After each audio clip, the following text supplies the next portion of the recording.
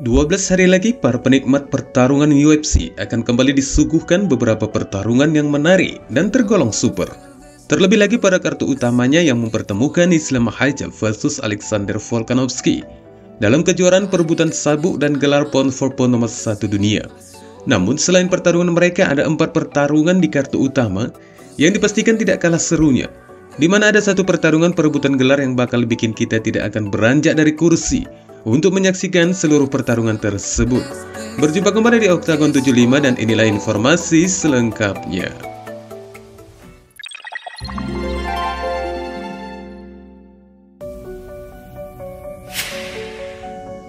Pertarungan di kartu utama yang kelima, Jimmy Crute versus Alonzo Menifield di kelas berat ringan. Jimmy Crute dengan rekor 12 kemenangan dan 3 kekalahan. Petarung asal Australia ini akhirnya kembali ke Octagon setelah libur panjang dengan menghadapi petarung Amerika Serikat Alonzo Menifield yang datang dengan membawa 13 kemenangan dan 3 kekalahan. Ini akan menjadi penampilan pertama Crute sejak menjalani operasi lutut awal tahun ini yang telah lama absen sejak Desember 2021.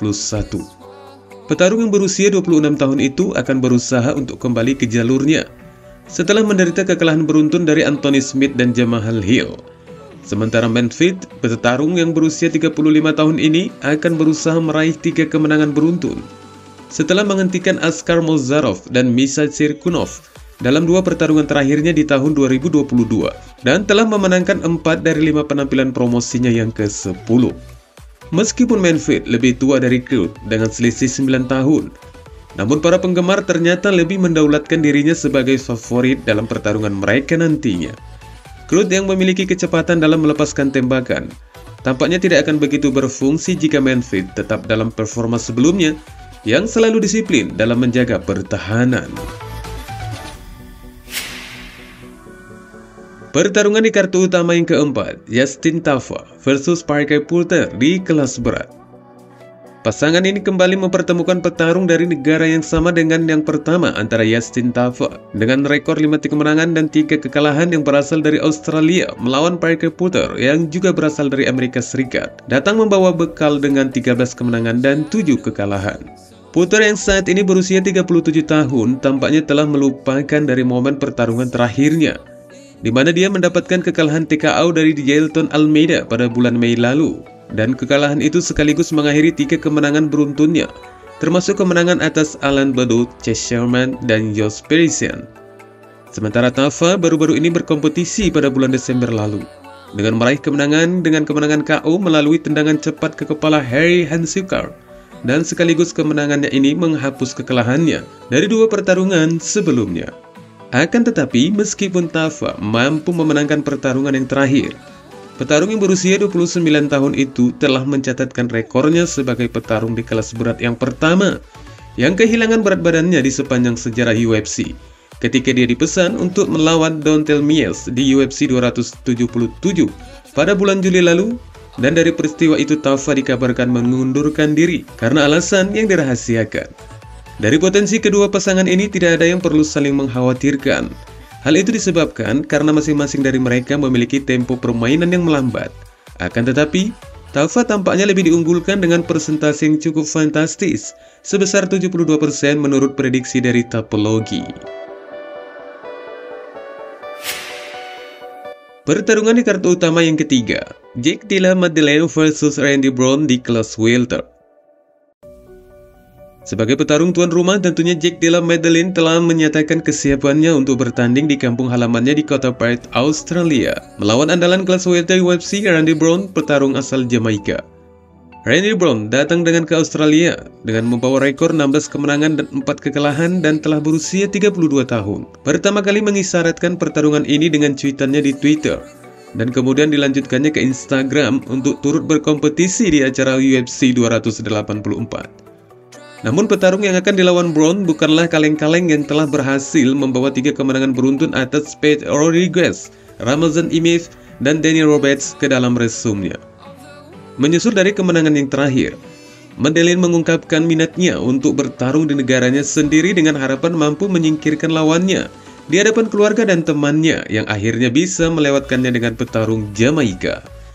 Randy Brown mampu bangkit setelah dari kekalahannya di ronde kedua melawan Vicente Luque dengan mencatatkan kembali kolom kemenangannya melalui pukulan belakang telanjang terhadap Alex Oliveira yang diselesaikannya di ronde pertama di UFC 261.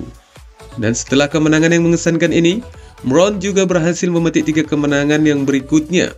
Meskipun itu semua dengan keputusan masing-masing atas Jake Gooden, Khalid Williams, dan Francisco Trinaldo dalam penampilan terbarunya. Akan tetapi Jack Della Maddalena dengan rekor 15 kemenangan dan 2 kekalahan untuk rekor MMA-nya juga telah memastikan kemenangan mutlak atas Angel Lusa di acara seri penantang Dana White pada tanggal 14 September 2021 yang memberinya kontrak UFC. Petarung Australia itu kini berusia 26 tahun yang melakukan debut daftar utama UFC-nya pada Januari 2022 dan dengan cepat meraih 3 kemenangan TKO yang mengesankan di dalam oktagon. Dan di sepanjang rekor pertarungannya saat ini tampaknya cukup menjanjikan dengan 13 kemenangan beruntun, sementara Randy Brown juga telah mengoleksi dengan 4 kemenangan beruntun. Pertarungan di kartu utama yang kedua, Yair Rodriguez vs Josh Emmett di kelas bulu. Tepat sebelum Alexander Volkanovski yang akan berusaha untuk menjadi juara gandanya, pasangan ini datang dengan mengisi kekosongan gelar di kelas bulu yang memastikan akan menemukan juara terbaru di divisi featherweight. Meski demikian, Yair Rodriguez dalam wawancara terakhirnya mengatakan bahwa dia sama sekali tidak tertarik untuk perebutan gelar sementara, dan sebaliknya dia memiliki tujuannya untuk tetap menunggu Alexander Volkanovski. Baru-baru ini, Rodriguez mengindikasikan bahwa dia belum menyerah pada rencananya untuk menantang Volkanovski sebagai pertarungan yang selanjutnya. Prospek penantian yang cukup panjang itu mungkin telah meyakinkan pesaing dari Meksiko ini untuk mengaplikasikan harapannya dalam membangun reboundnya yang terakhir dengan sebuah tendangan TKO atas mantan penantang gelar kelas bulu Brian Ortega yang sebelumnya juga kalah keputusan dari Volkanovski dan Max Holloway. Sementara Emmett, petarung asal Amerika ini juga telah berjuang dengan melewati semak belukar di divisi kelas bulu dengan merasakan beberapa dari cedera dalam upaya untuk terus bertahan. Saat ini dengan 5 kemenangan beruntun, Emmett terakhir mengalahkan Kelvin Keita dengan keputusan terpisah yang sekaligus membuka percakapan untuk menuju ke pertarungan perebutan gelar. Selain itu, Emmett juga memiliki rekor knockdown terbanyak dalam ronde keempat ketika dia berulang kali melukai Philip Arantes dalam pertarungan mereka pada Oktober 2017. Tetapi melawan striker yang licik dan serba bisa seperti Rodriguez, tampaknya Emmett harus lebih menggunakan kemampuan gulatnya sebagai upaya agar mampu menggunakan dari sebuah persenjataannya yang diyakini memiliki kekuatan pukulan jika dimulainya dengan gaya gulat. Akan tetapi Rodriguez bukanlah petarung yang tidak mampu membaca bentuk serangan apa yang akan datang dari lawannya. Radar ini sering bekerja dan itu sangat jelas terlihat ketika Yair menghabisi Ortega dengan kemampuan penyelesaian yang cukup menghibur. Pertarungan di kartu utama dan yang paling utama, Islam Makhachev versus Alexander Volkanovski, perebutan gelar di kelas ringan dan pound for pound nomor 1 dunia.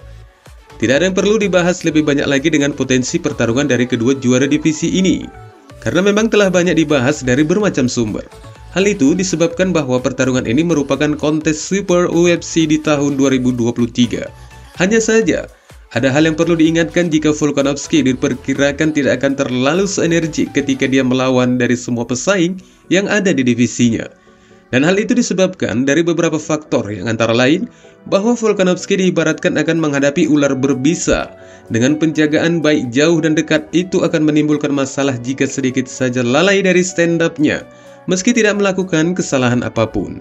Kemudian, bayang-bayang kekalahan Oliveira di UFC 280 akan tiba-tiba datang dan pergi dari benaknya, dan dari sini tingkat kehati-hatiannya otomatis akan ditingkatkannya. Namun itu juga bisa menjadi masalah dari tingkat kehati-hatian yang semakin memuncak. Sebaliknya, Islam Makhachev hanya memerlukan sekali ruang untuk membangun pintu masuk ke pertahanan Volkanovski yang nyaris dipastikan jika itu sudah ditemukan juara kelas ringan tersebut, maka pertarungan pun akan berakhir. Hal ini disebabkan dari beberapa pertarungan sebelumnya, di mana juara divisi kelas 10 itu hanya pernah mengalami upaya keluar dari jepitan pegulat standar, atau bahkan dari bukan yang pegulat, seperti melepaskan diri dari Brian Ortega yang berbasis sabuk hitam BJJ. Dan dari sini, Mimin mencoba memberanikan diri untuk mengklaim bahwa kemenangan Islam Makhachev akan ditemukan di ronde kedua setelah 3 menit pertarungan berjalan. Dan ini hanyalah prediksi yang bisa saja salah dan benar. Tentukan pilihanmu dari sekarang. Wassalamualaikum warahmatullahi wabarakatuh.